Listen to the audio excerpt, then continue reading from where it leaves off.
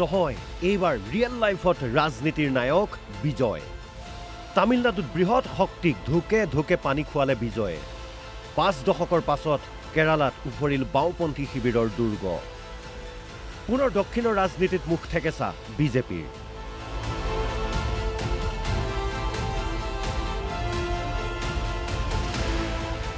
সোমবাৰে ঘোষণা হোৱা নিৰ্বাচনী ফলাফলে অসম পশ্চিমবংগৰ বিজেপি শিবিৰত হাঁহি বিৰিঙালেও কেইবাখনো ৰাজ্যত এতিয়াও যে বিজেপিৰ পথ অতি কণ্টকময় সেই কথা প্ৰমাণ হ'ল। ধনবল বাহুবল নহয়, ৰাইজে বিচাৰে প্ৰকৃত নায়ক।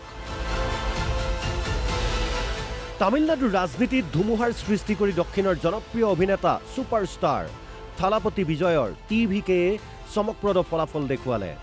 এক্সিট পলৰ ধাৰণা ভুল প্ৰমাণিত কৰি বিজয়ৰ দলে লাভ কৰিলে বৃহৎ সফলতা।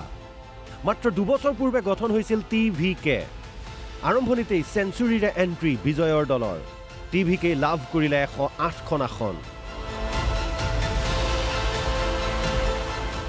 কেৰালাতো এইবাৰ দেখিবলৈ পোৱা গ'ল ব্যাপক পথ পৰিৱৰ্তন। 10 বছৰৰ পাছত দুৰ্গ খহিল বাওঁপন্থী শিবিৰৰ। পতন ঘটিল দেশৰ অন্তিমখন বাওঁপন্থী চৰকাৰৰ। কেৰালাত কংগ্ৰেছ মিত্ৰজোঁটে লাভ কৰিলে 99খন আসন। সুদীৰ্ঘ সময় কেৰালাত চলিছিল বাওঁপন্থীৰ শাসন। LDFৰ এইবাৰৰ যি শোচনীয় ফলাফল, সেই ফলাফলে কেৰালাত কংগ্ৰেছৰ বাবে মুকলি কৰিলে সম্ভাৱনীয়তাৰ দুৱাৰ। কেৰালাৰ বিজয়ৰ আঁৰত ৰাহুল আৰু প্ৰিয়ংকা। নিৰ্বাচনৰ প্ৰাকক্ষণৰ পৰা নিৰ্বাচনী ফলাফললৈ ৰাহুল প্ৰিয়ংকাই কেৰালাত যি শক্তি দেখুৱালে তাৰেই প্ৰতিফলন এইবাৰ দেখিবলৈ পোৱা গ'ল ৰাজ্যখনৰ নিৰ্বাচনত।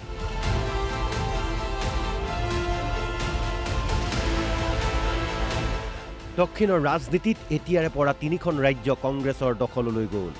প্ৰথমে কৰ্ণাটক, তেলেংগানা আৰু এইবাৰ কেৰালা।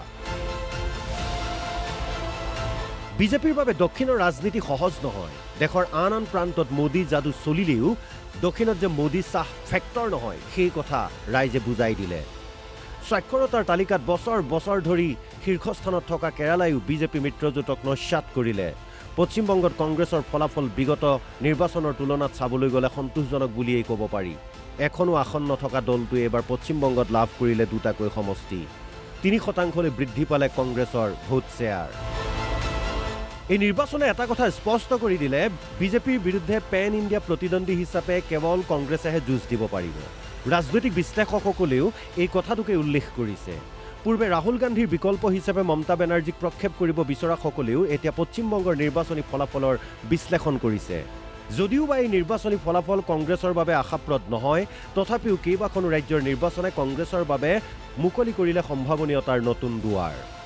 তামিলনাডুৰ ৰাজনীতিত বিজয়ে যি বিজয়ৰ হাঁহি মাৰিলে তাৰ পাছতেই আঞ্চলিক শক্তিৰ ধাৰণাটো পুনৰ প্ৰাসংগিক হৈ পৰিল। বিজয়ৰ এই বিশাল জয়ৰ পাছতেই বিজেপিৰ বাবেও কথাবোৰ নতুনকৈ চিন্তা কৰাৰ প্ৰয়োজনীয়তা আহি পৰিছে। এক দেশ এক নিৰ্বাচন অথবা পৰৱৰ্তী পৰ্যায়ত যদি লোকসভা নিৰ্বাচনত বিজেপিয়ে কৌশলী ৰণনীতি গ্ৰহণ নকৰে, তেনেহ'লে ফলাফলত হয়তো পৰিৱৰ্তন দেখিবলৈ পোৱা যাব। বংগ আৰু অসমৰ নিৰ্বাচনে বিজেপি শিবিৰক আত্মবিশ্বাসী কৰিলেও দক্ষিণৰ পথ যে বিজেপিৰ বাবে এতিয়াও বহুদূৰ, সেই কথা তামিলনাডু আৰু কেৰালাৰ ফলাফলে স্পষ্ট কৰি দিলে। News desk report, Assam live 24।